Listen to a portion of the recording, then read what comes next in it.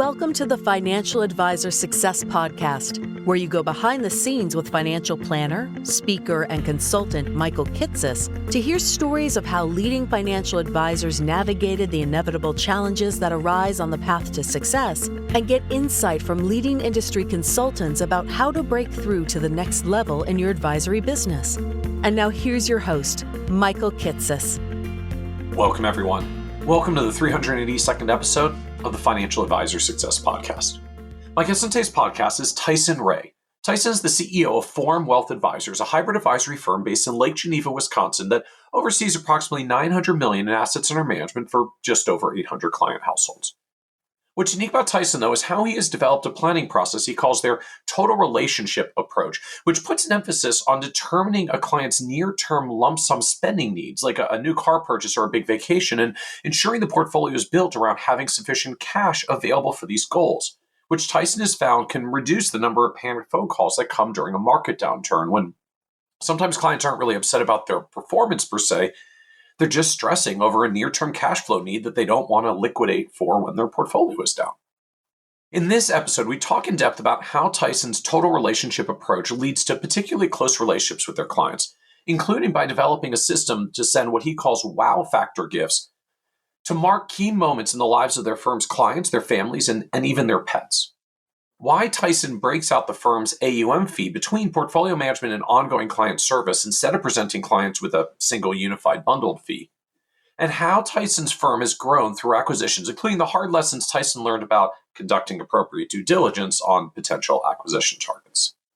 We also talk about how Tyson discovered that by hiring additional junior advisors, he could reduce the stress levels by only stepping into client conversations when his more experienced level of expertise was really needed.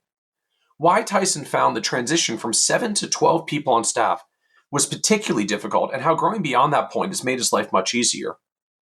And why Tyson wished that he had started earlier in hiring a chief operating officer to help manage the growing staff team.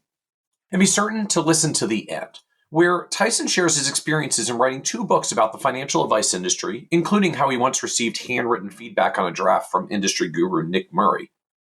The benefits that Tyson sees for newer advisors of apprenticing under more senior advisors to learn industry best practices and maybe spot some that might be out of date. And how Tyson's experience when he was asked to be a pallbearer at a client's funeral cemented for himself the tremendous impact that we as financial advisors can have towards the end of our clients' lives. And so with that introduction, I hope you enjoyed this episode of the Financial Advisor Success Podcast with Tyson Ray. Welcome, Tyson Ray, to the Financial Advisor Success Podcast. Hey, thanks for having me on. I'm excited to have a conversation and share and learn and see what comes out of this.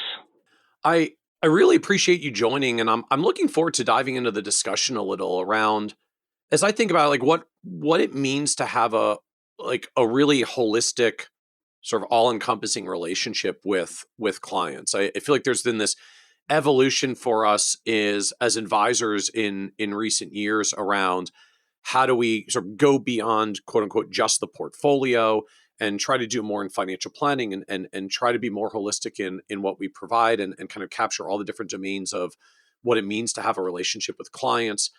But I find for a lot of advisory firms that like it's one thing when we do that ourselves. It gets a lot harder when the firm starts growing beyond ourselves, and you have to figure out how to take this like mental model in your head about how you think clients should be served and turn it into something that not just that you do, but that the firm does, that other advisors in the firm do, that ideally that we can systematize across the firm. And I know for a lot of advisors, that's a challenging thing to figure out how to take the way it is in your head that for most of us is just like, well, of course that's the way you serve clients. Like that's the way you serve clients. Like it's natural to us. It's the like, what does a fish know of water kind of metaphor.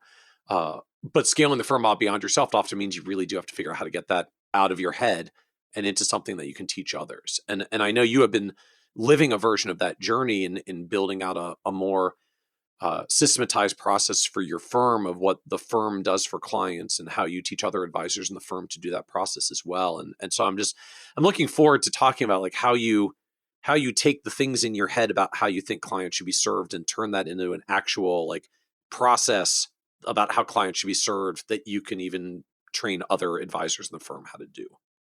Yes, I am excited to have that conversation as well. It's about, for us, making life better for clients, but what I've realized in the last 25 years, I think I'm coming up on here, is everybody says they're doing it until you get into what they're actually doing to realize that, one, they're all doing it differently, but they're really not all doing it. And we're, as firms in general, but then especially as individuals, and you're correct, as you start bringing on other advisors and other people are meeting with clients, whether that's a new client to the firm or if it's that the relationship is transitioned, how do you give that client the same outcomes and some of the same experience, some of the same deliverables, the same experience? And I've really had to go almost outside of our industry to see that my dentist office does it. The coffee shop does it. The doctor's office does it. So it's doable, but how to bring that into the financial services and perfect that and not have to worry when a client walks in the door and sitting down with an associate that client is going to get the same experience as if I was sitting there. Has been quite the journey of mistakes and failures and learning and picking it back up. And but we think we've kind of landed and had the right team in place to now come back and want to share, to encourage others to try and be able to do the same for their practice and their clients. Very cool. Very cool. So I think we're going to dive in a few minutes just into like what your planning process looks like. But before that, can you just paint the picture for us of the advisory firm overall as it exists today? Like help us understand the firm, and then we can get into the planning process and what you do in the firm for clients. Sure. So the firm today is 3 different locations. It's a team of about 20. There's 3 people in a Kenosha office that we have. Most of them kind of work remotely, and we use the office for just kind of meeting with clients. Though when we acquired the practice, it was an actual full functioning office. The other satellite office is in Middleton, which is a suburb of Madison. That's also a 3-person office that's full day-to-day running and functioning as its own location. And then the mothership is in Lake Geneva, Wisconsin, where there's I think 16 of us now. I start losing track at some point. And that's a handful of 3 different senior wealth advisors, CFPs, and SEMAs, and highly designated, different designations, different focuses of expertise. That then there are another 4 registered client-facing advisors that roll up underneath them, and then there's a support team for the portfolio, a support team for marketing, a support team for a care team, which is also kind of, they serve as the back office to kind of help when the paperwork gets bottlenecked in anyone's person's desk. They can kind of come in and take over. And most recently, a COO who's come in to help run the operations, because I realized at some point I'm great at seeing the vision and I'm great at seeing step 1 and step 10. I don't care about step 3, 4, 5, although it turns out they're really important. And I had to get some coaching to realize at some point you need somebody to come in and kind of manage people. And I didn't do that well. I made the mistake too many times to be like, Michael, you want next week off? Absolutely, take next week off. And I show him next week and like, we have this, and this. Where's Michael? He's like, well, he took the week off. Well, how did he take the week off? Like, we have like, there's no backup, well, and because I told him he could, because he asked. I kind of like focus on giving other people what they want, trying to make other people happy, and expecting it to reciprocate. And it turns out that sometimes you need to bring in a manager to bring some structure. Be like, yes, you can have it off, but what's the backup? What needs to be moved on your calendar? What do we need to do to make sure that Tyson doesn't miss having you around for that week? And then the manager also can remind me all week long that we gave you the time off, because I keep going around going, where are you? And and that actually has caused us to probably have the most productivity and some of the best culture, because it brought consistency in policies and procedures that I just kind of thought, well, everybody's just going to want to do what we're doing. And sometimes people just kind of need some structure, especially getting started out, to know where the lines are and where the expectations are. But so that's kind of a backstop of the team. There's 21 of us, 22 of us, 3 locations. We're crossing milestones I never thought was going to be possible when I started the business 25 years ago. Yeah. And so So Yeah. what's the client base at this point? I don't know if you measure by households or assets or revenue or some combination thereof. Yeah. So I grew up with an eviction notice on my refrigerator, so I've always been encouraged to have like some cutoff, and I just can't do it. What we tend to do here is we'll meet with anybody for an hour that wants to have help, and the numbers are literally like only 1 out of 4 will become a client, because after you make sure you pay off your credit card bill or fully fund your 401k or do all the things you can do with money that no one's paid to tell you to do it, Right. for one thing. But just doing that good work over time and sending people off with the 3 bullet points that they need to go and act on, and sometimes they come back with them done, and then we give them 3 more, and Yep. and 5 or 10 years later they come in and they actually are finally at the point to becoming a client and are better for it. But the practice is a little over 800 households. We're crossing about 900 million in assets. I think our average, what is it?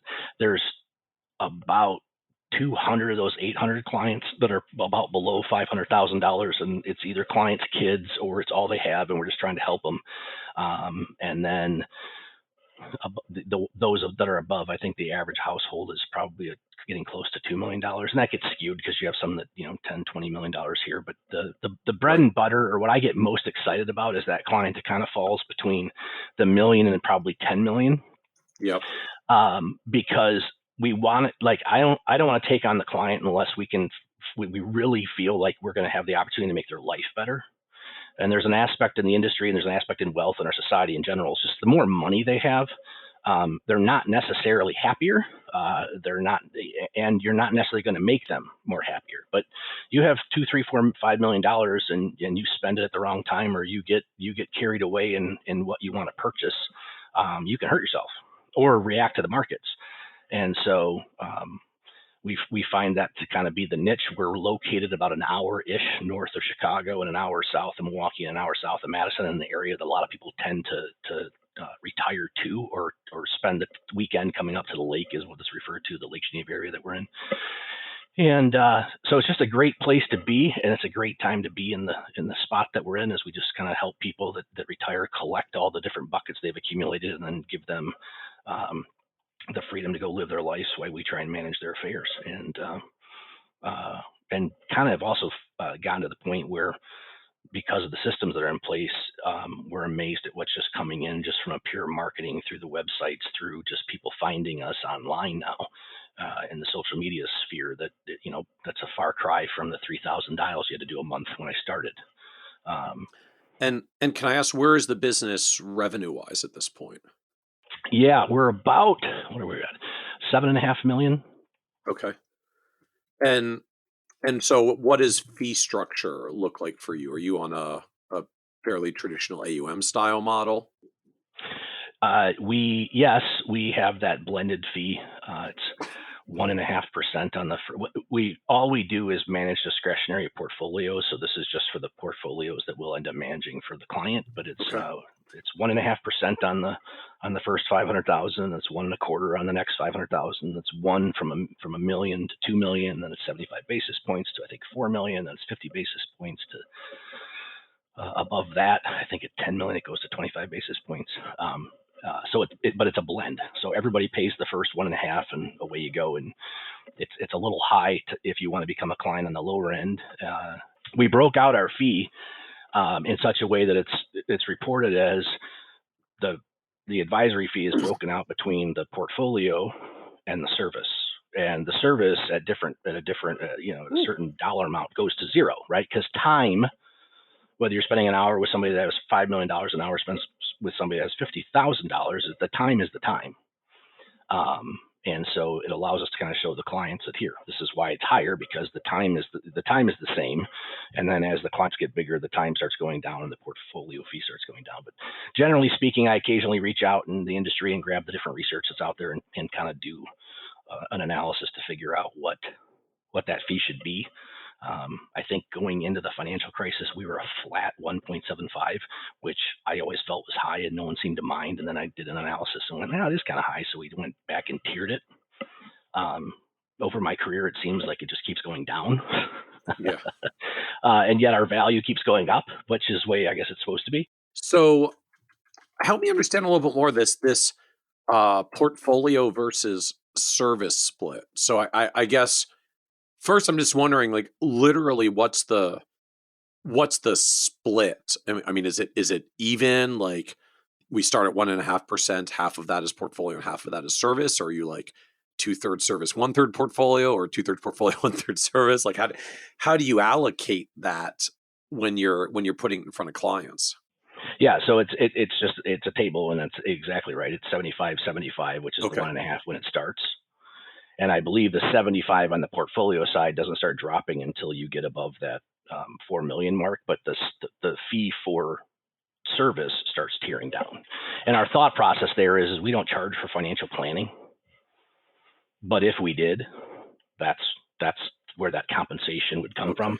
Some of this I started working on when we had the little period in the industry where the DOL was getting funny, and the rumors Yep. were we're going to end up becoming hourly, and so how are you going to what is that going to look like? Right. And so I started playing with the numbers, and what that's also allowed us to do is for foundations and nonprofits where there isn't the ongoing service. I'm not having to help them buy a car or figure. The financial planning is very different. It just I have the same fee schedule as point here. You're not going to pay the service side, so your fee is going to start at 75 basis points and take it from there. But it was a way of it's another differentiator for one thing. And so I guess functionally, like you end out with a layer of portfolio management fees that start at 75 basis points and tier down. You end out with a layer of service fees that start at 75 basis points and tier down. It's just the service fees tier down faster and go all the way to zero. The portfolio management fees tier down more slowly and still finish at like 20 or 30 basis points when you get to really big portfolios. And so your combined fee just steps down a little bit more quickly as clients add balances because you're peeling the additional service layer fee down and allowing the portfolio side to eventually just sort of pay the full freight, as it were. Yeah, and it sounds more one to me that made sense in the presentation of the client. In the actual application, though, because it's tiered to assets, it's the same fee that everybody else has when they plug it into their computer, into the systems, and says go collect a fee. Right, the client's going to have a 1.5% fee. Right, the client has in our investment policy statement and in the information that's disclosed to the client explaining our fee is where we explain that what those two things are.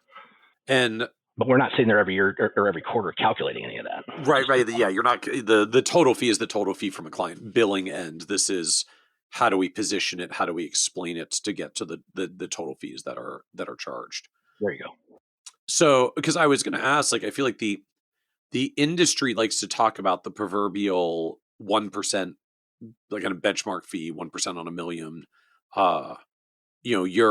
You're higher on that. You get to 1% after a million, but you're higher on that for the first million. So do you get fee pushback from clients? Like, does this show up as an actual concern for clients, or is this just something we like to debate in the industry?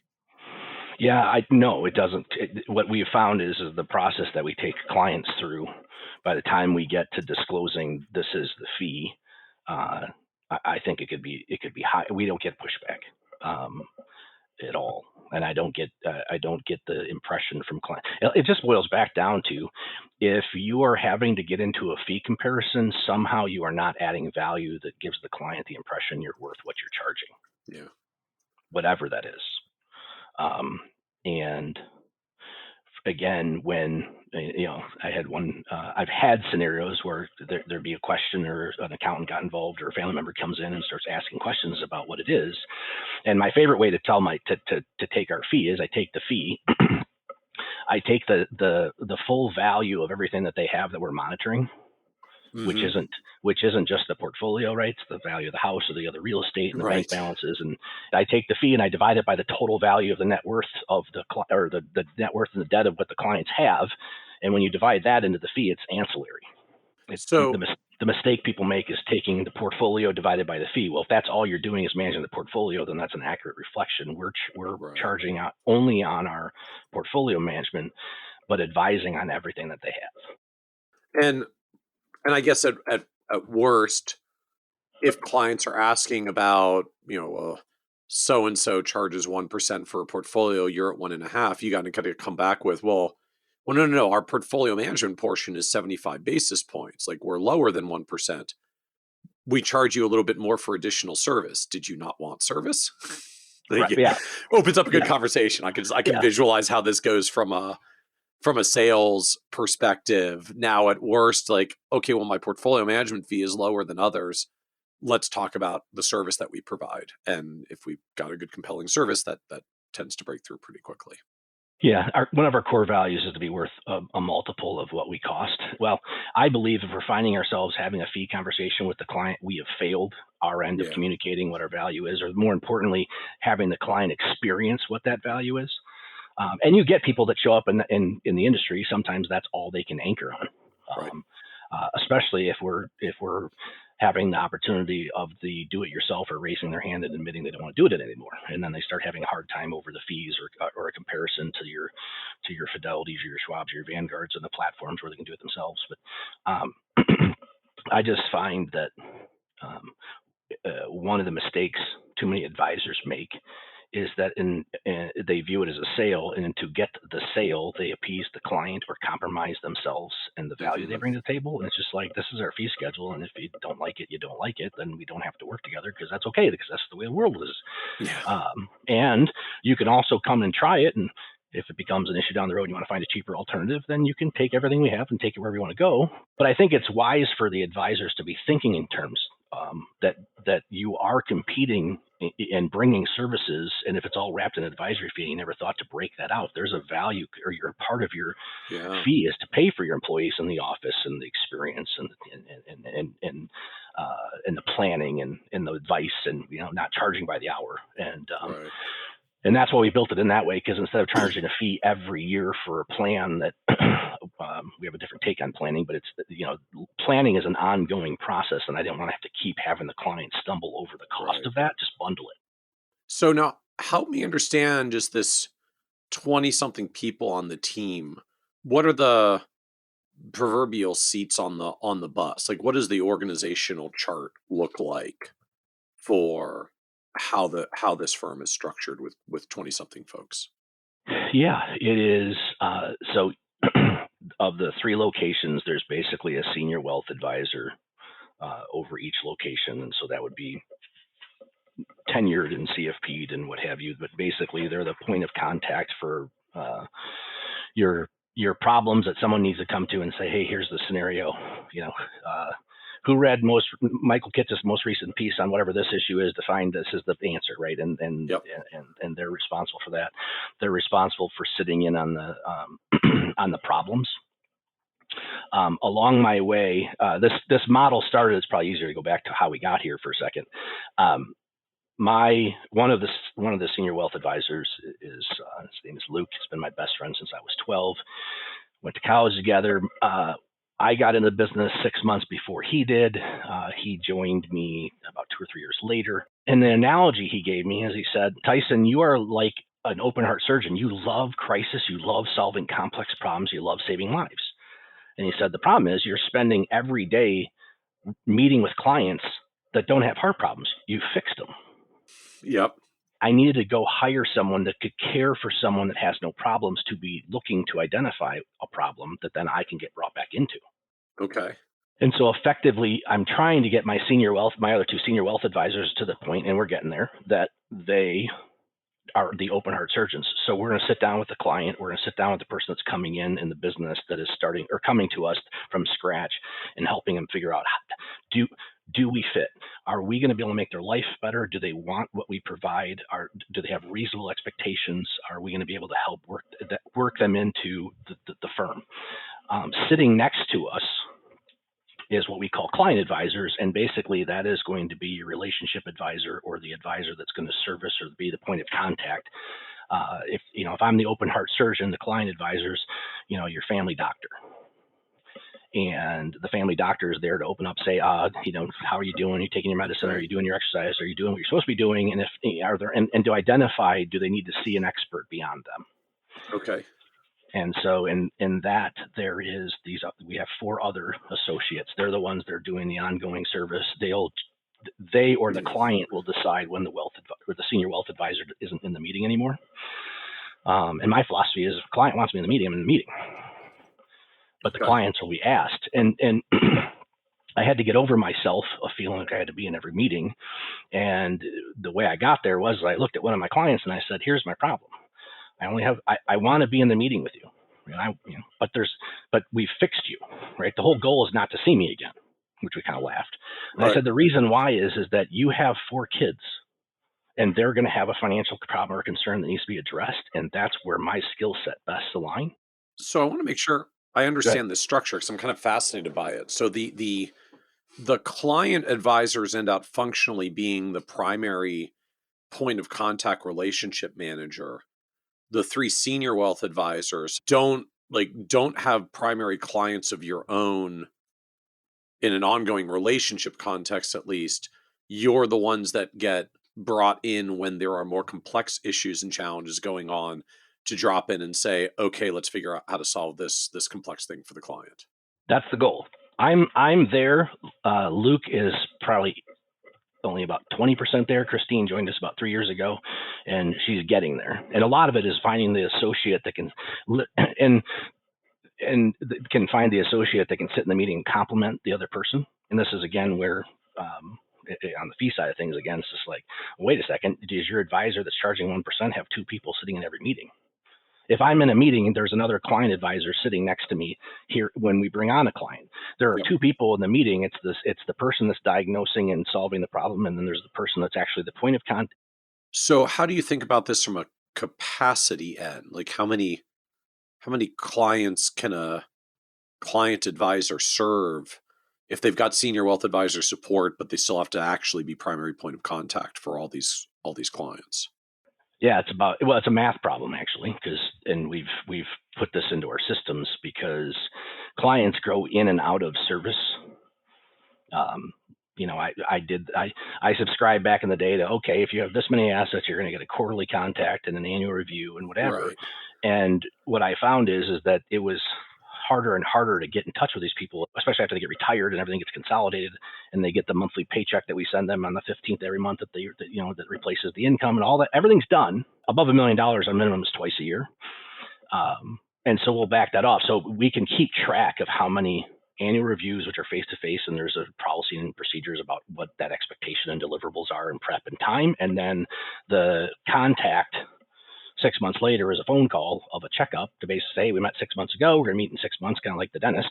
And how's the bank balance? How's the cash flow? Did you take the vacation? Did you buy the car? Just everything that is in this the planning points of the relationship we're working with them on. By and large, the ideal, I think, is going to be in the neighborhood of about 150 households and about 150 million, doing about $1.5 million is going to be a client advisor underneath a wealth advisor. So now help me understand the rest of the organizational chart here. We've got 3 senior wealth advisors. We've got 4+ client advisors that are driving some of these relationships as well. Who else fills out the rest of the 20-something seats on the team? Yeah, so you got we have 2 people that are in what I would call kind of a back office that are your portfolio and care team associates. That got started. One, the care team is clients below $500,000 to just get an annual review, and again, usually this is the client's kid, or it's the person that they, because of their pensions or whatever they have, this is the $200,000, $300,000. That's all they have, and they get cared for, and they'll get access to anybody on the team, but they don't. It's a very simple situation, and so those clients don't roll, those small clients that get 1 meeting a year don't roll up to the client advisors. They get supported by a separate care team. Yeah. So I had made the mistake in my career getting coached that here, I think it was like 1,400 households at the time. It was like 2007, I think it was. And it was like, cut your practice in half and the Pareto thing, and you're 20% and you're not servicing these other ones well. That was a great idea until I went to church, and I'm sitting at church and in front of me is Grandma Betty and her sister Sue, and her sister Sue got sent to the call center, and Grandma Betty's got $2 million, and she's looking at me saying, why'd you get rid of my sister? You just simply say, hey, we'll bring you on and you're going to have this associate's going to contact you once a year. If you need anything, you reach out to them. If they think we need to be involved, we'll be involved and help, or we may help behind the scenes. They are thrilled that we would help them, and I don't trust the other firm down the road that would throw them in A shares and 3 years later sell them out of the A shares and sell them another. I don't. There's an aspect that I feel like this is a sanctuary to help people. It's just a matter of how do you do that and still run a business and still add value and scale. So then who else on the team beyond this segment? So we have 2 people that run marketing. Okay. And we have each senior wealth advisor has basically your support person or either a registered assistant or an executive assistant. I have a COO and I have a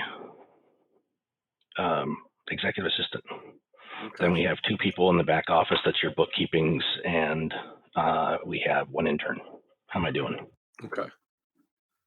And some core just ops support admin function, or does that tie to the registered assistants who support each of the wealth advisors and then the No, we have 2 people team? that 2 people that are basically your payroll and your HR and your okay.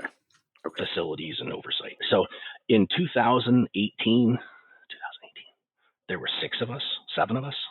Okay. So we've had all this, and what I want to, so anybody that's thinking, well, yeah, and 1 location. So anybody that's thinking, they got a team, you got a senior advisor, a junior advisor, maybe 2 junior advisors, maybe an assistant or 2, and some of you got that 4 or 5, 6 people, which I think is a lot of firms. And there's stress, there's late nights, there's just you're overwhelmed, and what I was told and didn't believe, and like everything in life, you have to learn the hard way, is the team that's from 7 to 12 people is hell. Yep. It is the hardest thing to do while you're still trying to do the job. You got to train, you got to let go, you got to manage. But for some reason, when we tipped over that 12 and then you start getting 15, 16, 17, and you get policies and procedures and things in place, it starts running. That's where the freedom found. That's where I found like, oh my gosh, I can start like less is more. I can get in my sweet spot. When all of a sudden it wasn't my, one of the wealth advisors and me were basically with marketing with a project manager that would go execute all the marketing. And so you're constantly getting sucked into, and I love that stuff. I love trying to communicate what we're doing. But like not the best use of my time. Yeah. And so the hardest part that in making that leap, and Strategic Coach was kind of the ones that kind of spit this out when, they have a concept called 10x your practice. Well, it's not so much the idea that you have to 10 times your practice. It's the idea that if you think in terms of doubling your practice or adding 1 more person, it's probably not 1 more person. It's like you need to be thinking about how you're going to add the next 3, 4 people, because if the practice keeps growing, that's probably going to happen anyway. But I found once you got past 2 things. 1, you have to let go. And 2, you need to spend the money before you have the problem. I needed to hire. I've learned that. I learned that the hard way. I figured that out now. Is I'm constantly hiring people and bringing them in almost before the need is there, because once that capacity shows up and that skill shows up, they can go execute in ways that we wouldn't have been able to do had we tried to piecemeal it amongst the senior advisors and the associates that, they like it, but that's not their experience or skill set. And we started bringing in resources from outside financial services in the realms of marketing, or my COO doesn't come from the financial services. She actually comes from hospital administration. And realizing, because it's all about, so why? Because hospitals are all about caring for people. That's what I need. That's what I was looking for. I need somebody to understand. I can understand finances when the cows come home. I need somebody to come and help me. How do we standardize the care that we're providing? And so getting to your, this idea that, hey, we got this 20-person team.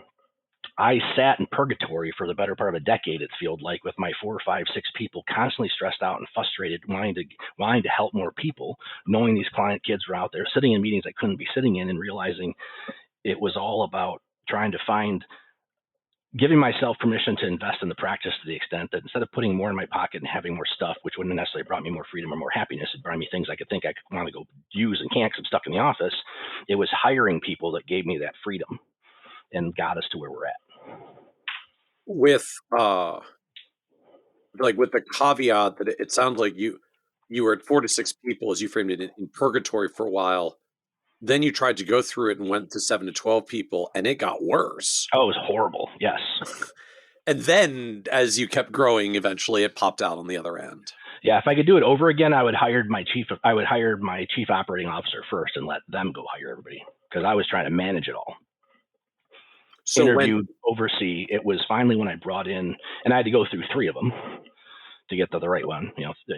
It wasn't the first one or the second. So when did you hire the COO, and what did you figure out? What did you figure out that you needed by the third that you didn't see in the first 2? I originally tried to have the other senior advisor, Luke, take over. He was a great compliment to me, take over the COO role. He said no. So then we posted for the position, hired the person, came in, and great on paper, tons of industry experience. Wrong fit from a culture standpoint, and how did that show up? Well, it showed up basically that she resigned the first time I basically said no to something she wanted to do, and it had to do with we had an intern. We had an intern for 2 years. We had an intern come in, was great for the summer. Then it was so good, we basically said, hey, can we give you a computer and give you some things and whatever time you want to give us? Because she's at the university, it's about 30 minutes from here. And I kind of heard through the grapevine that she was sinking her roots here. Okay. And that little rascal, every Thanksgiving weekends and Christmas breaks, she'd come back into the office. And then we started realizing come that spring and almost second summer, in fact, her senior year, she tried to adjust her classes in such a way that she could actually be in here full days. Wow. Fast forward, we bring in this COO, and we're posting for this next position, or we're talking about hiring this next position. And I said, no, wait a second. I think wait, that's what Sarah's this was February. Sarah's graduating in May. She's been here for 2 years. She knows all this. That's her spot that you're talking about. I said, we can hire, we can post for other things, or yes, we can. I'm looking at the org chart she's talking about. I'm like, yep, we got to hire all those people, but whoa, no, wait, not that one. That one's where Sarah, we've talked to Sarah about that. And I walked out of that meeting and walked downstairs, walked past through the kitchen, going out the door, and Sarah happened to be in the kitchen. I said, hey, when you graduate, you still coming in? You still think we're doing this? She's like, yeah. So on the way home, I called back to the CEO and said, hey, I saw her as I walked out the door. That's still the plan. Well, to her, I undermined her and met me the next day. And she's like, it's Sarah or me. And I'm like, what? And it was just, wow. It was just like, and I said, she's like, you need to stay out of my kitchen. And I'm like, well, what if it's not your kitchen? But and it goes back to small. She came out of the big city, the CEO did, and we're not the big city. And it's like Sarah's dad is the estate planning attorney that I've used for 25 years in the front. Like this is all like, and she wasn't wrong. The COO, her response was, we're not hiring a kid right out of college. She's 22 and she's going to move. And I'm like, yeah, I understand that, but you haven't taken the time to know who this kid is, because no, I've done that's probably not what's happening, and it actually hasn't been what's happened. So that was the first one. That in the simultaneously of the 6 of us, there by the time she was done, other than Sarah, she had flipped the entire team. So with the exception of Luke. So in the period of about 4 or 5 years, the entire team turned over, in part because the vision became, hey, I want to make a greater impact, and outside of Luke at the time, no one else wanted to kind of come and make that greater impact. So the team was somewhat turning over as different people were realizing that because you wanted to grow and they just wanted to kind of hang out and get their salary and do their thing and go home at the end of the day and not have to deal with all this growthy stuff. Yeah, which is fine. Luke then said it was so bad. He basically said, here, I'll do it. I guess I had 4. Yeah, 3 didn't work in 4. So Luke said he would do it. So he stepped into that role for about 9 months and then came back and said it wasn't what he wanted to do. I ended up hiring a 65-year-old individual who was in transition. And the idea was he was going to come in for 2 years and kind of help us build the structure that we needed that was missing. And in the process, helped me realize that Kim, who was in hospital administration, who was a stay-at-home mom for a while, and was basically coming back 1 to 2 days a week, working in the office. Then when the kids got to a certain age, within a year or two, she was in here full time, was an assistant to me, was then over marketing. Then we hired someone to take over marketing. And what Kim was doing, and I didn't see it at the time, it was the other CEO we hired, was basically taking work, proceduralizing it in ways that it could be taught to other people, because all the procedures, the mistake of your procedures, and this is a great thing if you're listening to this and you think you have I thought for 10, 15 years, I had all my stuff proceduralized. No, I had cliff notes of everybody that knew how to do the job, write it out. It was nothing that a stranger could pick up and read and be trained off of. And so what Kim was doing is starting to proceduralize stuff out to train it and build the infrastructure such that then she basically realized, hey, there's enough work here, we could hire a marketing person. And that presented to me the policy and the procedure and the job description and the work and the salary and all this other stuff. And basically after that third CEO moved to Arizona to retire, let me realize that we're going to let Kim step into that role for a year for a trial. And as of January of this year, she's taken it over. But in the process, hired a second marketing person, hired a second person in the back office. We had bought the 2 locations with these hiccuped in COOs along the way. But it's there's a lot that goes on behind the scenes that most people don't see. But the biggest thing I want someone that's listening to this to know is, like, if you want to grow, it's probably going to take a lot more people than you realize to get you the freedom that you want. And it's going to have some costs in the front end, but if we're in the investment business, the return you get on that investment is worth it. In both the quality of people you get to bring in, the difference they get to make to the clients, the ability to get your message out, and the ability to let you find your unique ability and just start working with a greater amount of energy in the areas that give you energy. Well, I'm struck. We've seen a version of this in some of the advisor well-being research we've done as well, that there really is a spike in how many advisors are really unhappy. The sort of crossover point we found was about $225 million under management, which, revenue wise for most firms is somewhere around $1.8 million of revenue. Because most of us don't get like a full 1% on everything. When firms run usually at that size something like $200,000 to $250,000 of revenue per employee, you're right around 8 or 9 team members, which is exactly in the 7 to 12 people is hell range that you were experiencing as well. Like we have seen that in our broad-based data as well. That just as I joke sometimes, it's the transition where your org chart goes from something that looks like a starfish, right, where like everything emanates from you in the middle, into a more traditional org chart where there's actually like departments and people who lead departments and a leadership team of the people who lead those areas that work with you at the top if you're the founder owner. And going from the starfish to the traditional org chart is really messy. Oh yeah, painful if you're not used to it. Yeah. And yet, kind of like taking a bad medicine to fix a cold, these advisors that are upset or unhappy, either you have to shrink yourself back down to your 1 or 2 or 3 people you had that was a part of your career probably, or you got to take the medicine and hire the people and get yourself to that next level, which they think is going to make it worse, not better.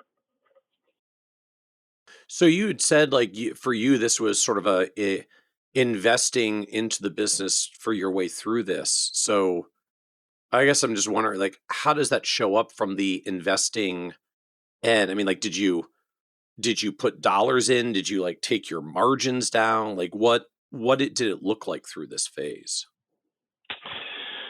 So I guess I got like, it's probably easier to go back to the beginning. So I 98 came into the business.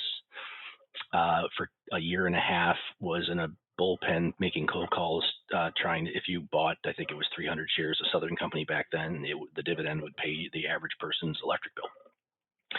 And trying to tie an investment can solve a problem instead of just peddling product. And that was in Pensacola, Florida, where I had gone to college. And the first email came across my desk from the family. This was the back AOL, the dial-up, right? Listened like a fax machine going off, and basically grandma back on the farm, literally, was her diabetes was perking up, and the family was basically struggling with someone needs to move back home, or we got to move grandma into a care facility or some assisted living, with the fear that if she's moved off the farm, she's not going to be long for this world, and she's going to go like this. She's just not, that's going to be not fun. And to the shock of the entire family, the prodigal son basically said, "I'll come home." And the reason why is that this was back when, this was back like you were still. The stockbroker was the person you called to find out what the stock was even doing if you didn't want to wait till the paper was published. Like this was before everybody had some of these computers and all this stuff was what it is today. But the bottom line is I did not like selling. I didn't like the conflict of sitting across from someone trying to discern the interest of what's best for them and me trying to pay my rent. And somehow the idea of moving back home to grandma's was to live for free, and the farm had food so I could eat for free. And when I moved back, I went into an office that was about 15 minutes away of the same broker dealer at the time. And there was this four-person office, excuse me. The senior advisor was, senior stockbroker was 68. He had his daughter as his assistant.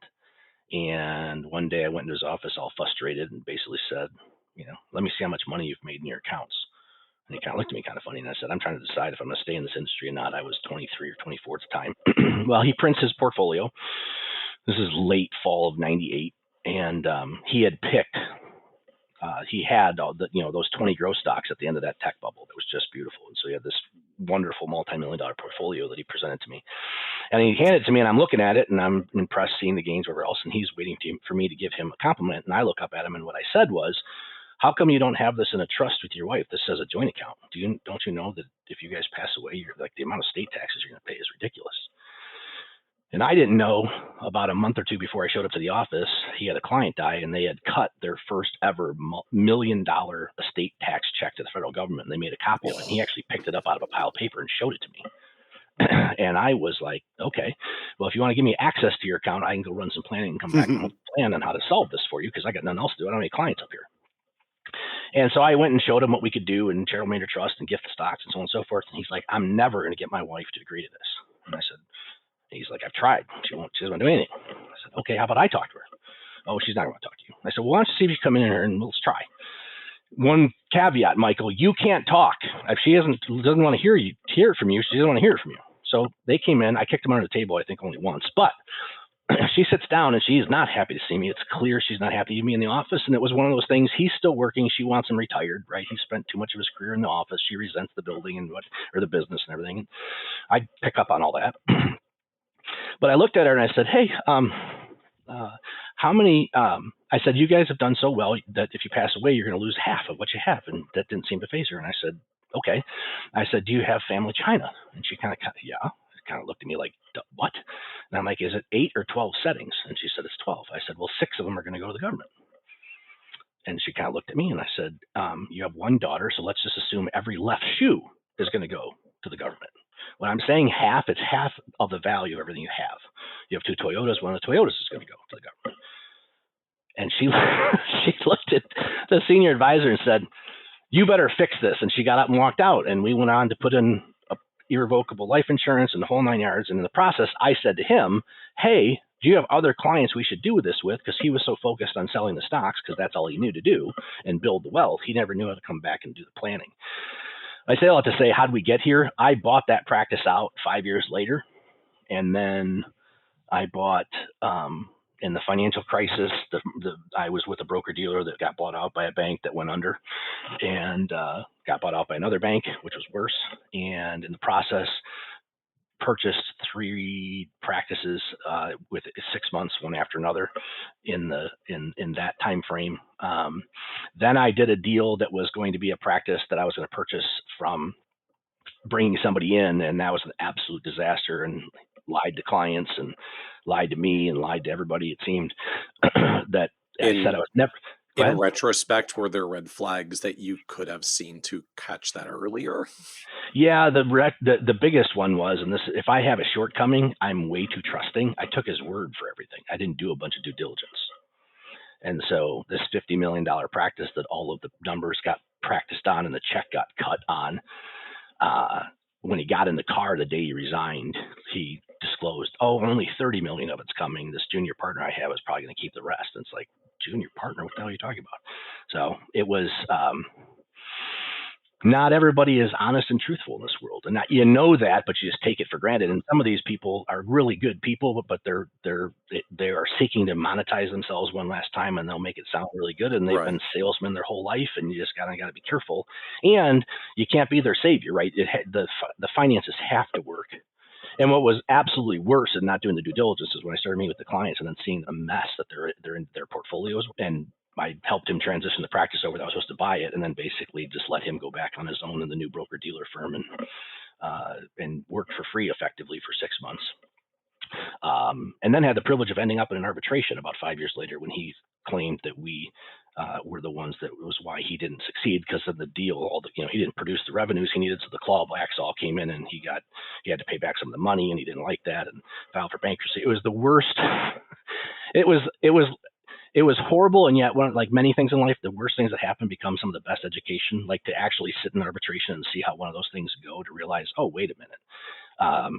And we won the arbitration, but no one, when I say we, the broker dealer and I wasn't at the broker dealer anymore when this all went through. So that was a nice $100,000 legal expense that I had to cough up. But it was the best education I ever got on how that whole process works and how you want to avoid that in all ways possible.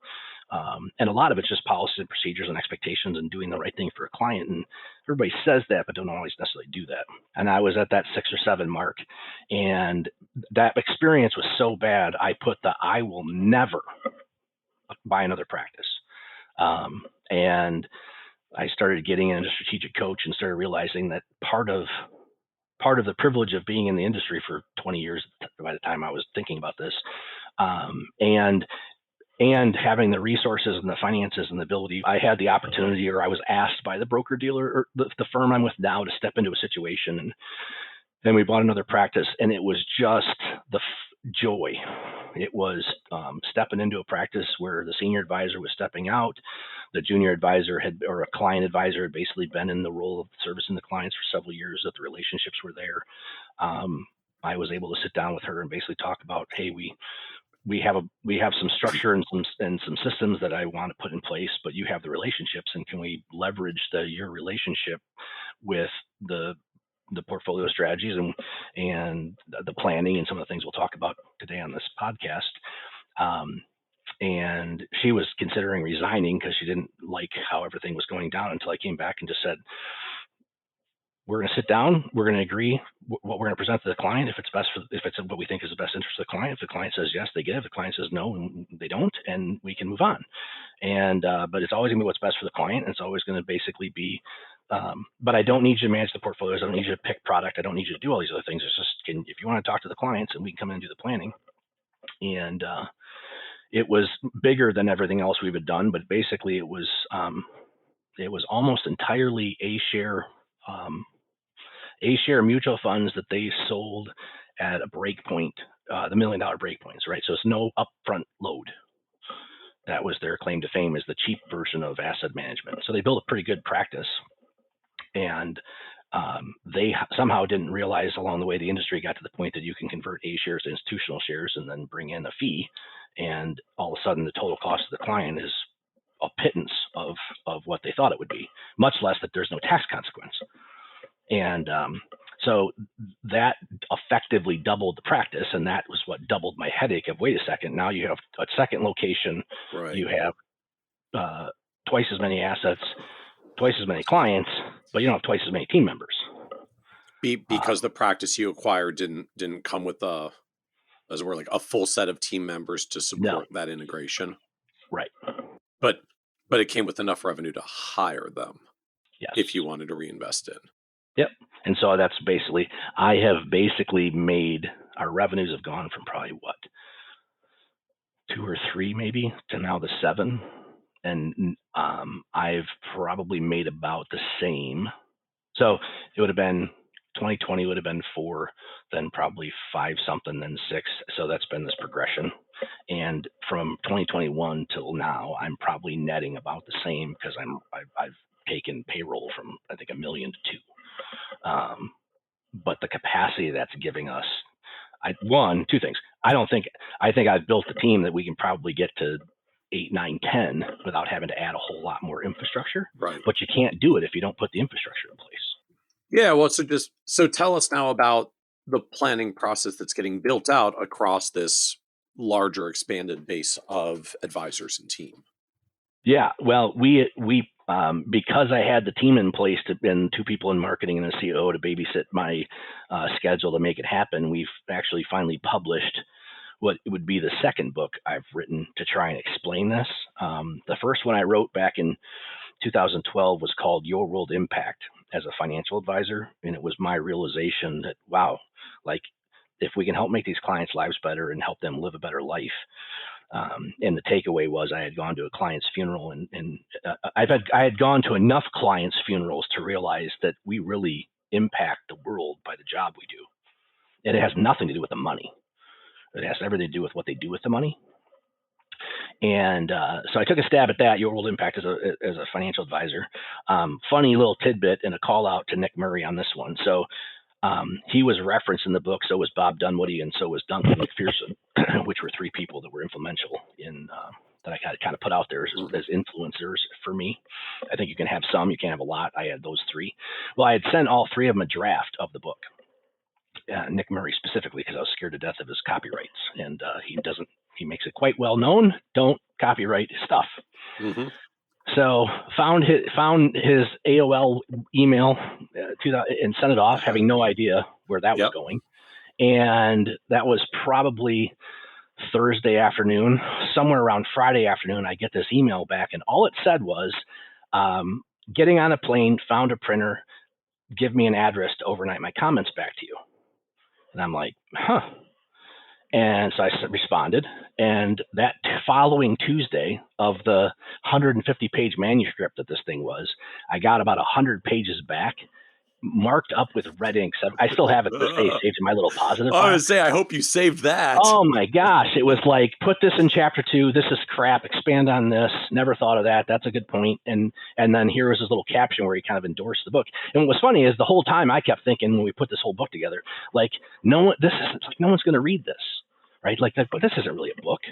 And I think I took for granted what I thought was what I did every day wasn't special or wasn't meaning anything. So anyway, that ran its course, and I had been encouraged to update it a time or two. Well, going back to complexity, time, growth, being overwhelmed, not being in a good headspace, I never did it. And this last year, we put together this total relationship. The book's called The Total Relationship.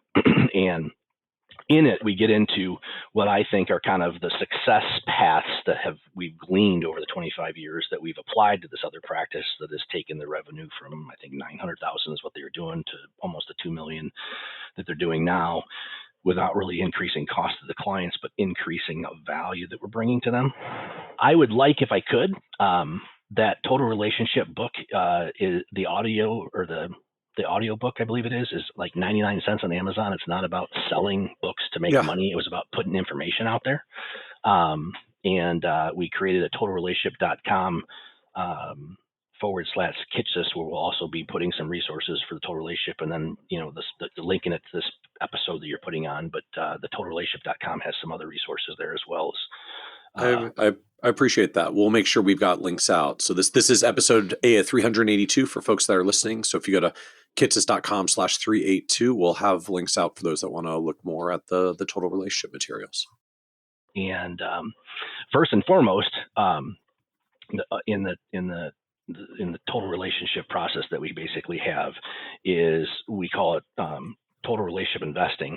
And what I call it is that too many advisors, and this was Bob Dunwoody's point, if your practice is supposed to be in cash, where should it be? Is that these advisors have thousands of positions in their practice because the wholesaler came in. So the next time they talk to a client, that prospectus was top on the desk, or they have a friend that did this, or this is the new hot idea, or the client comes in and you keep some and you sell some others, but it's just this hodgepodge of stuff. And total relationship investing is, after getting the CFP and then the SEMA, there was the SEMA that I was just like, oh, wait a second, like, duh. Basically chapter 1 of SEMA class that I took through Yale was basically, hey, no one knows the future, right? So real returns are unknown. And so now we're going to study expected returns, and expected returns start with capital market assumptions. Capital market assumptions are basically people's guesses of what asset classes are going to do in the future. And all we do, and what we encourage others to do, is, hey, take a couple and blend them together, because everybody has got their bias and any one of them can be wrong. But I feel if you harmonize them, you're probably going to get closer to what's more likely. Anyway, predetermined investment strategy starts with a capital market assumption to basically determine an asset allocation and have predetermined portfolios that clients are going to come into, not what you're going to sell, or more importantly, not what they come with. Right. So building models and mapping clients to models that you believe in are the portfolio of choice. Yes, and bringing all of the asset allocation and all of the getting out from selling the pieces of the puzzle. It's given the picture, because I think too many, the idea of here you have an IRA in this strategy, and you broke your IRA up 3 ways to have this one in fixed income and this one managed by this guy and this one managed by this guy. It's like, hey, the world market is the world market. Like, you're not diversifying yourself. You're creating complexity with clients that want simplicity. But worse, and more importantly, is I wanted to know when I ran into a client what their portfolio was doing. When the family's sitting around the table, I'd like them all to have the similar rates of return. And so what we've realized is that the customization of a client's portfolio, or the models that we're running, is what doesn't go in the model, to which that would most likely be cash, because that's either predetermined or that's what they don't want to take any risk with. Instead of, I think, too many advisors trying to blend that all together in asset allocation, and you might have created some safety for the client, or you might have put a CD or something that doesn't fluctuate in that overall portfolio. But if it's in the overall portfolio and the portfolio fluctuates, you have the same emotional reaction to the client. Then what we found is, if you actually keep a separate account, and it's a cash account or the safe account, and that doesn't fluctuate in value, which is usually money markets or CDs or treasuries, for whatever their need is, and they've got to define that need in the next 1, 2, or 3 years, or identify they make enough money or they have enough money so they don't need to have that type of growth, that all of a sudden I could take a lot of clients' assets and all of a sudden have the exact same asset allocation. Because when you start talking about money beyond a 3-year window of time, you're getting into long-term investments. That becomes risk and return, and that changes based on capital market assumptions, not based on how the client fills out some risk questionnaire that could be that leads to some score that then spits out some model that is static and doesn't take into consideration what is the P/E ratios and what are interest rates and what is the client's need. Because I think going back to appeasing clients into these questionnaires that spit out these models, is the client may need to have more growth and have to experience a more volatile ride to not run out of money. But do they even get a chance to be able to have that opportunity? But for you spit out a score, so they get a very conservative portfolio, but in an interest rate environment that we're in or had been in, may not produce the result they need. So help me understand the rest of what's in the total relationship umbrella, though. I understand the investing end. Like we're building the models. We're not haphazardly selling the investment of the day, which so the total relationship for some. So that is all. Total relationship is 3 things. It is, and actually, I started with the wrong one. The total relationship starts with what we call the life plan, and it's financial planning as everybody would can start with your Monte Carlos and all this other stuff. However, and that's great for stress testing and guessing the future, but the day in, day out, where the rubber meets the road, and where I think most advisors fail, and where I failed, I'll never forget. I got a phone call from a client. This is early in my career. Most likely they got an A share, and it was long-term money. They wanted to get investing. They wanted to start. And a year went by, I get a phone call. They bought of the $100,000 they invested that probably didn't grow at the time. They called and spent $60,000 on a car, and they need the money today. And what I didn't, we can run Monte Carlos that say, okay, you're going to buy a $70,000 car every 5 years. Yeah, you can do that. Is it this year they're going to buy it? Or when's the next time that's coming up? Or is this actually, should we accelerate because the markets are up? So life planning to us starts with understanding the client's family, more importantly, how's mom and dad, because we've realized that when it comes to building relationships with people, you call to have the annual review to do the due diligence of the portfolio. But if mom just got diagnosed with stage 4 cancer and you don't find that out, they don't care about the portfolio. And so our annual review process and the data that we gather in our CRM is how's mom, how's dad. If dad is deceased, I'll ask how old dad was, because that's a framing of a client's life expectancy is how old their parents are. Whether it affects them or doesn't affect them, I'll ask them how they feel about that. Some clients will say every day is a gift because I'm older now than my dad was, or some people will say no, it doesn't have anything to do with me because he was a smoker or whatever. But are they alive or are they dead? And where are they? And what's their health? And who's in charge if something happens to them? And then their kids. So everything, the whole life plan starts with what matters most is people's families, both the family tree above and then the kids, friends, and family below. And where are they in life and what happens? Because people will take money out or make sacrifices for family more than anything else when the rubber meets the road. And it's just to be ahead of that or know what that is. Then it's obviously their health and change there, because that happens from time to time. Then we actually track clients' vacations. Where are you going this year? And more importantly, if we're having an annual review, we'll ask, like, how was that Christmas vacation? Did you enjoy it again? Are you planning on it next year? Because people fall into a rhythm and a pattern if you actually care to identify it. And all these patterns cost money. And that's part of the job, right? Is making sure that, the number one rule of the total relationship is never put the client in a position to have to sell anything in the markets when they're down. Well, that means you just got to plan ahead. But it's not planning for the rest of their lives, right? This financial software drives me bonkers, because most of it is, if it said in 2023 you were going to buy a house and now it's 2024, it falls off. It doesn't ask you, did they actually buy the house? And we built it so when we talk about their health, or we talk about travel or leisure activities, or then their home and home improvements, we're just constantly, anything we're going to do in the house this year. And what we found is they may sacrifice doing the bathroom because they want to take the vacation, not realizing they might be able to do both. So family, health, travel, leisure, homes, vehicles, your major purchases, things people tend to spend money on that's outside of the normal cash flow that I have found in 25 years. They call us out of the blue, they've spent the money or they need to spend the money, and now we're at the mercy of the market when they knew for 6 to 12 to 24 months ahead of time it was coming. So I'll make sure I capture those categories. So family, health, travel, leisure, homes, vehicles. We have found that captures the vast majority of the surprise phone calls that we have gotten when the clients wanted something outside of their monthly paycheck or whatever they're taking, or even if they're bringing money into the account.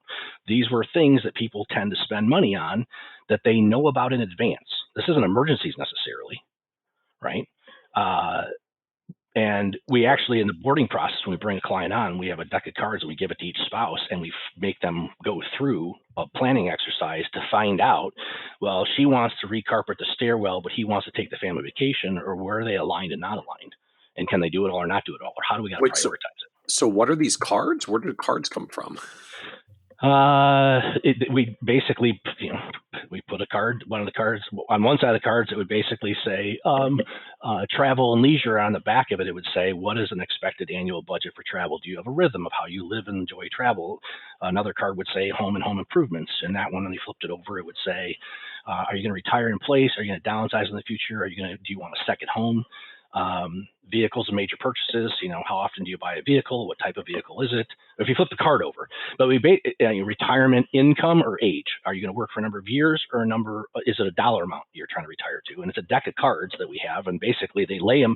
The game is, if you don't know what the card means to you, read the back of it, because it's not what it means to me. It's what it means to them.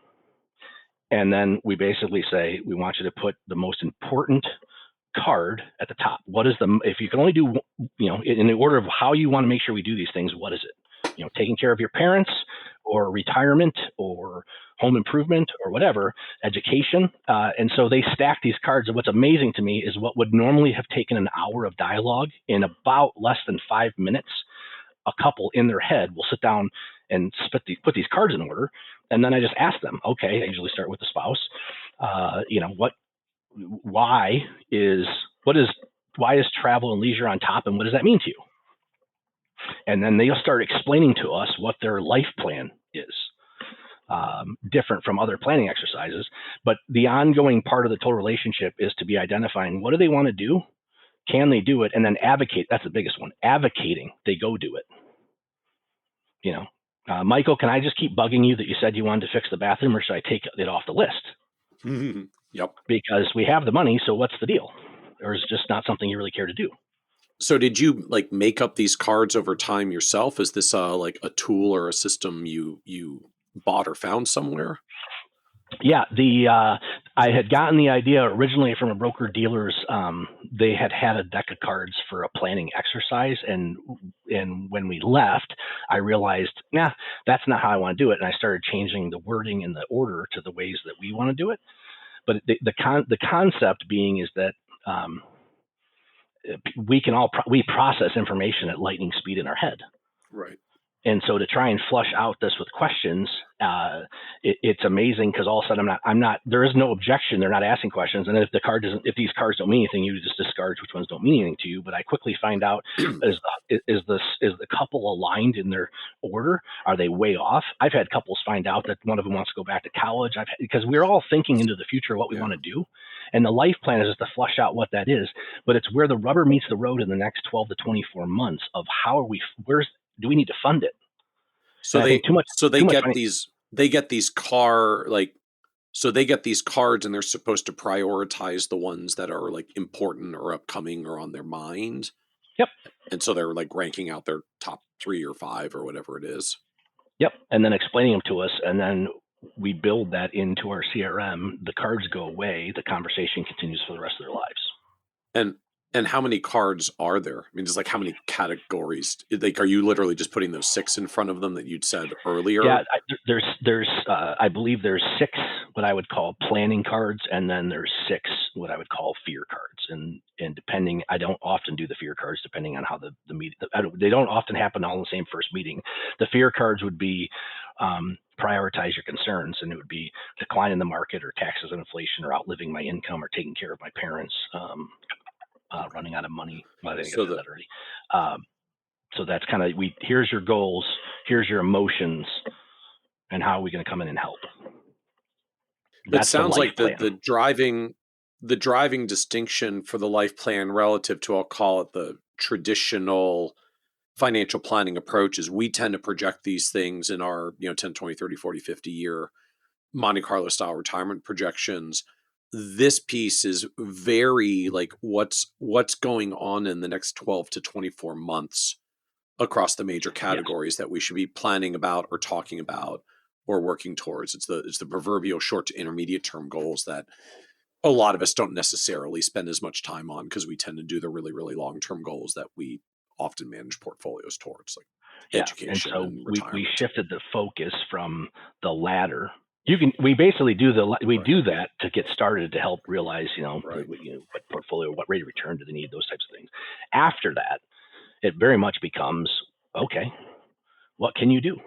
Can we, here's the list of the things you said you wanted to do to the house. And what I found is giving people, the part of the philosophy of the total relationship is we're in the permission business. Yes, you can, or no, you shouldn't. And by finding out what, my definition of success is helping someone go on that vacation, or go buy that car, or do that home improvement, or the meeting I had last night when she's wanting to downsize, and when do I go get a realtor? I said, hey, let's not sell your house. Let's go find this other house you want to be in. Let's go buy it. Let's let you move into it over the period of 3 to 6 months as you want to tinker and move it in and figure out what fits and doesn't fit. And then you can live in it a little bit. And if you decide you want to stay there, then we can put your other house up for sale. But everybody's so in a rush to try and make more money or and it's like, wait, no. Wealth provides freedom to do these things. And the life plan helps us. The client tells us what that is. The life plan then feeds that total relationship investing portfolio. And those two are complemented with what we call the care plan, which is us monitoring and asking the client, hey, what's in the bank? Is the cash cushion there? Did you buy the car? Did you take the vacation? Did it get pushed off because of COVID?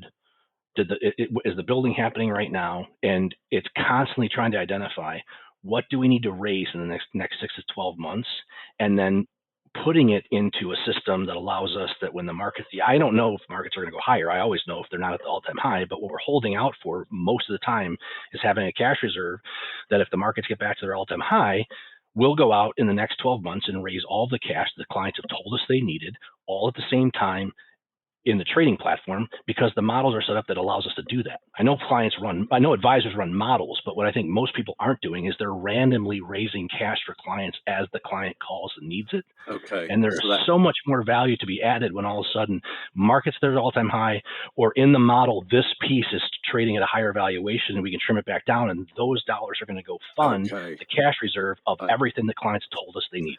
Right. So the life plan piece is getting into what kinds of cash flows might they want to be funding towards for these short to intermediate term 12 to 24 month goals across family, health, travel, leisure, homes, vehicles, so that from an investment end, hey, if we were going to rebalance or we know some of these bigger expenditures are coming anyways, and we're looking and saying this might be a time we wanted to rebalance or trim the portfolio because we're at all-time highs, because this asset class has so outrun everything else that it needs to be rebalanced back.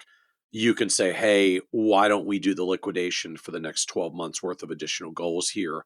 This would be a good time to do it, and a great conversation with clients to say, hey, we saw a good opportunity to free up your new car cash now. I know you're not going to buy it for a couple of months, but this seemed like a really good time, so it's there now. Yes. In addition to their cash flow. So if they need $5,000 a month, we'll project that and add them together and raise their $60,000 to make sure there's always this 12-month reserve in place. So you were articulating all these different questions that you go through in sort of the upfront life plan end and the ongoing care plan end. So how does this then get trained across multiple advisors in the firm? Like, do you make like questionnaire templates, or like, are you a checklist firm, or is this like a giant CRM driven workflow machine? Like, how do you actually do this across the firm? Yeah. So thankfully going forward, it's all in the book. So part of you're coming to join the firm, you're reading the book. So that's part of it.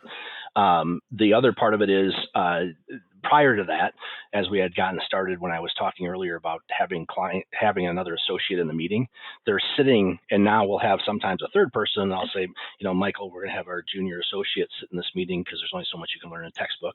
And they're there to sit and listen and watch the questions and watch the client's responses and hear it coming out. The CRM has the data fields built out for the family and the kids and the health and the travel and the homes and the vehicles, and that it's amazing how technology is still allowing us to kind of build that tool. And what's your CRM? What's your CRM of choice? So we had Salesforce for years until they started building out the financial services cloud that we looked at 2 or 3 times. About 2 years ago, we went through the pain of making that switch, which is very good for us. And partly that tool is the place that allows us to go harness at the account level. We need, this account needs to have $10,000 raised from in the next 12 months. This account needs to have this, because it's from there we pull those dollars when we go rebalance the models. And in that tool, if in the home section, that home section has a little, asterisks on it. You hover on the asterisk, it'll show you the questions we expect clients to be asking. How's the house? Are the home improvements? Are we still planning on staying in it? And we're writing in there what the client said the goal was, because they'll tell you, they'll just be like, I want to live in my house as long as I can. Then I plan to downsize and live near my sister in wherever that sister lives. And we'll type that in. And so the review question will be, is the plan to still live in your house as long as possible and go down and live with your sister? Yes or no? Any home improvements? How's the house? And it's amazing when you ask those questions too. They'll be like, you know what? I got to get to the roof at some point. Well, the roof could be $30,000, and then it's not a lot of money sometimes, but it is when the markets are down or you don't have it in the bank. We ask questions about the client's cash balance. What's the average balance you want to keep in checking? What's the average balance you want to keep in savings? And what's the average balance you want us to keep here? And by I think the advisor's mistake of not tracking clients' cash balances is when those cash balances dwindle down and you don't know it, their anxiety levels are going up, which means they're going to react even more emotionally to what the markets are doing, especially if it's coming around the time to buy one of these items that had you asked them the question, they would have told you they're buying it. So as you've gone down this journey, what's surprised you the most on this path of building out your advisory business and scaling it up? How much the clients just want to tell you, and then how much freedom you have to go and manage the portfolios when they know you're planning what their needs are. And how much the conversation is not about the asset allocation and large cap and mid cap and percentages and pie charts and performance. It's all about you're hiring us to worry about all that, and we're going to worry about what you need that doesn't need to be exposed to that, and that changes. And then the best part is, I mean, we have a whole policy called the WOW policy that's like, you buy your new second home, you're going to get a doormat with a big K on it for Kitsis, right? And it's within the gifting parameters of cost, or the family, you're having the grandchild, we'll go get the name of the grandchild engraved on a frame and send you, you'll put the picture in it. But we have all, cars, client bought the Tesla, and that was when they were so excited to go buy it, we went and bought them a Tesla hat, sent it to them. There's so many ways then to go emotionally connect with clients because you're a part of their lives. So I like these like gifts. So who's responsible for the gifts? How do you make sure everyone's getting a gift? I'm just envisioning like some people on the team are probably better gift givers or gift figure outers than So others.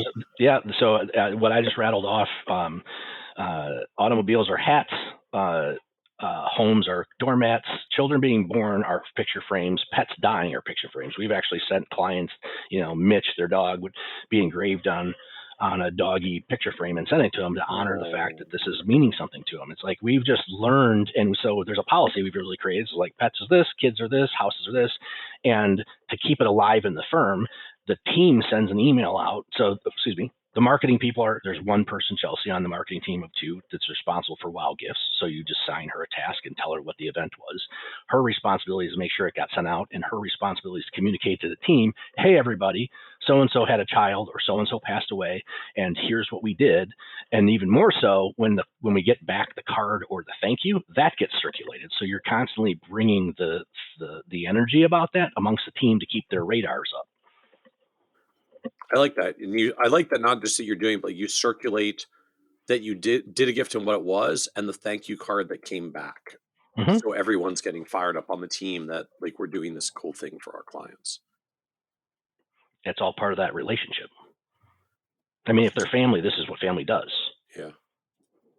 So what was the low point for you on this journey? A couple. One, I had in between, when was it?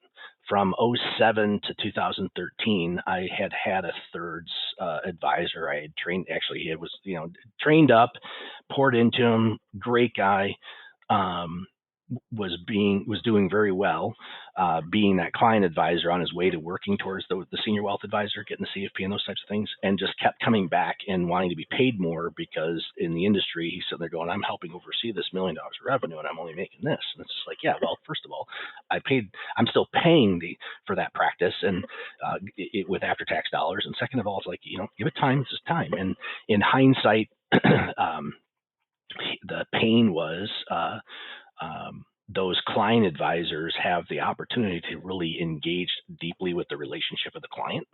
And when push came to shove, he wanted to go off on his own, and he did. In hindsight, I probably should have just paid him more. And I lost a really good friend and a colleague, and I lost, $36 million of fee-based assets because I had let him for the better part of 5 years develop those relationships. And the agreement is if you leave, you get to send the client a letter that says you get to take them. And we've reworked a little bit about how to try and help the client stay more branded to the firm, but people relate to people. But that was hard. I think both of us, because I've talked to him every now and then, he's still on his own. He's still doing pretty well. But I think both of us realized we probably would have been better together. So what are you doing now to try to have clients be more, as you put it, more branded to the firm, notwithstanding people will still relate to people? First and foremost, I tend to ask team members when they come in, and then ask them on an ongoing basis. It's like, okay, what do you want to make for a starting salary? But then where do you see yourself in 3 to 5 to 10, 3 years and 10 years? And some of them are like, they don't even have an answer. And to flush out, there are some people that want to make, have unrealistic expectations, or that's going to be the flight risk, or that's going to be someone that may want to try and take something.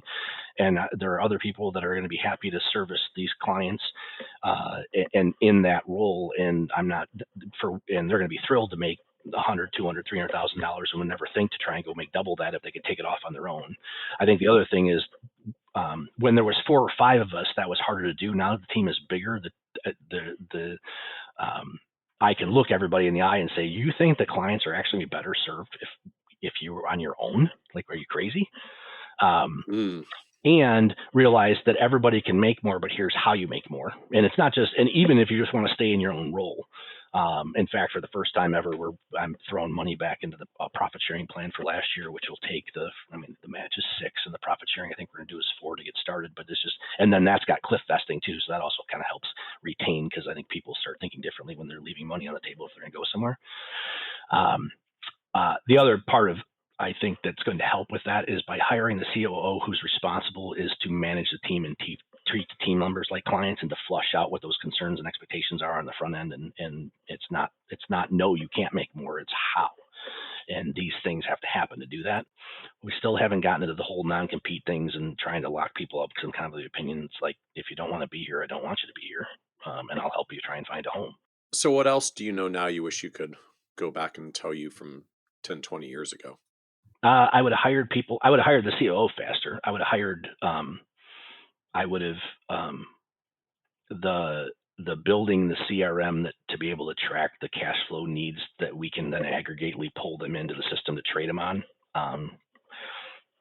Those were just fields that we created in the computer, put data in, and the work that we were doing for years on an Excel spreadsheet to try and do all that was just way too easy for manual error, much less hard to stay on top of, versus now that it's literally at the fingers of the advisors that are putting the data in. I wish I had paid more attention to capital market assumptions for 20 years before I realized that's probably a good guide, because if 3 or 4 institutional firms are projecting 3, 5, 10-year returns into the future and you blend them together, you're probably going to get a pretty good reflection of what institutional money movement is going to be, which has a tendency to drive returns in asset classes.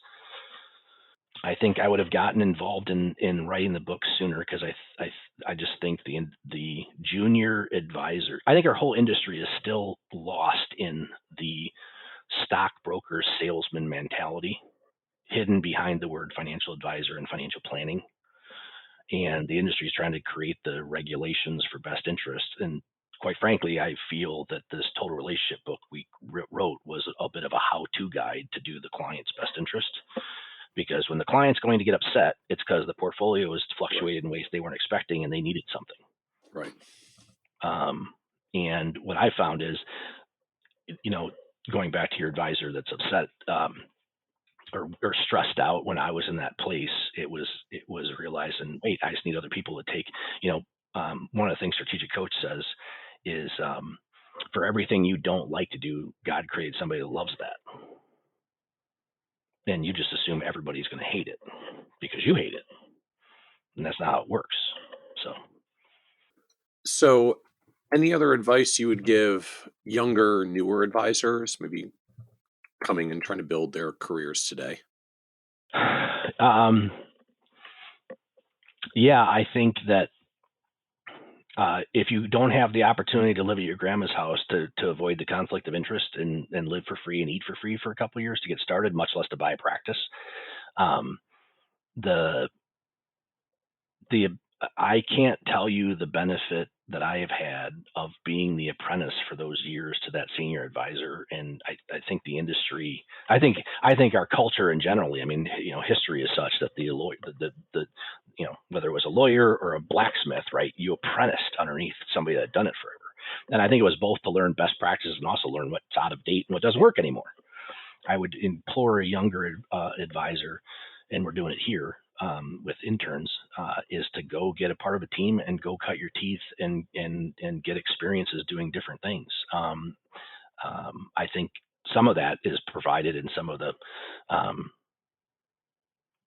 do-it-yourself firms where they create these call centers, but I think that's the antithesis of what I'm talking about. I think that's just the whole reactionary, and you're dealing with constant crisis. That's the beautiful thing about when you have, like our phones don't ring off the hook when the markets go sideways, because the clients generally know we have 6 to 24 months of what they've said has been set aside in cash for them. They can see it. And so all of a sudden when they go to freak out that, I think partly that's how I figured out how to do this. The client would call and say, hey, the account just fluctuated. I could have bought a car. They would tell me what the loss meant to them. And what I realized is if I can identify you need the money, so therefore it's funded, now the loss isn't attached to something. And it calms everybody down. But the people getting started out, between the college programs that these people can get, the fact that you can pass that SIE before to find out, how hard those tests and exams are going to be.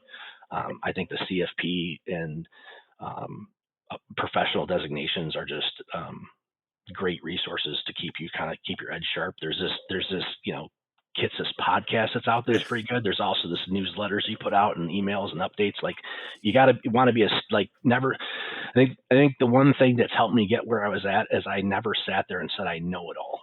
Yeah. And to be a student of the profession and to be able to teach it to others is just a privilege. And there's not enough people in the financial services space for how many people need financial services. That's for sure. So as we wrap up, this is a podcast about success. And just one of the things that comes up is the word success means very different things to different people. And so you're on this wonderful track of building the firm as you're crossing 800 million under management, 7 million plus of revenue. And so the business is in a wonderful place now. How do you define success for yourself at this point? I have that actually written out. Success for me was being asked to be a pallbearer at a client's funeral when he had passed at 60, unexpectedly. Didn't get a chance to be retired. And yet success for me is still sitting with his widow and asking how much money she has in his wallet, because she still has his wallet and she always makes sure, I believe it's 320s are in there. And occasionally she'll borrow one, she'll say, and she'll joke. And the success for me is maintaining the relationships that I have had, and yet being able to have others help take care of those and involving me when I need to be involved, and help teaching others how to have those deep relationships as well. It's no longer about assets or AUM. It was sitting last night, and I said it earlier, it was sitting last night, and she is just beside herself that she wants to, she feels she's not going to be safe in her home, and she wants to make that transition. And at the end, she said that, I'll change the name, that Billy, her husband, who died several years ago, is just still in that home and still talks to her. And in the end, I said, when we go buy this other house and you move your stuff over there, let's find out if Billy comes with. But it's just knowing, it's the privilege of this job is that's how deep these relationships can get. And once there, they last forever. It's just amazing. And then to have other people be able to help do that, and then be able to talk to clients' kids and know that at that depth, it's just, I was told by a pastor that second to pastors and second to physicians, there are very few people that are that involved in the end of life phase of life, but the financial advisor gets to have that privilege. And so that's what success is to me, is the clients that we can help make their lives better by letting us do what we do well, so they and wanting to understand them in the present and celebrate what they do and advocate, what they do. I love it. I love it. Well, thank you so much, Tyson, for joining us on the Financial Advisor Success Podcast. I appreciate you having me on. Absolutely. Want even more ideas, tools, and resources on how to break through to the next level of success as a financial advisor? Check out the leading financial planning industry blog, Nerd's Eye View, at www.kitsis.com, where Michael covers the latest practice management trends and financial planning strategies. And by joining the members section, you can earn IMCA and CFP continuing education credits, along with exclusive member content. Get it all now at www.kitsis.com.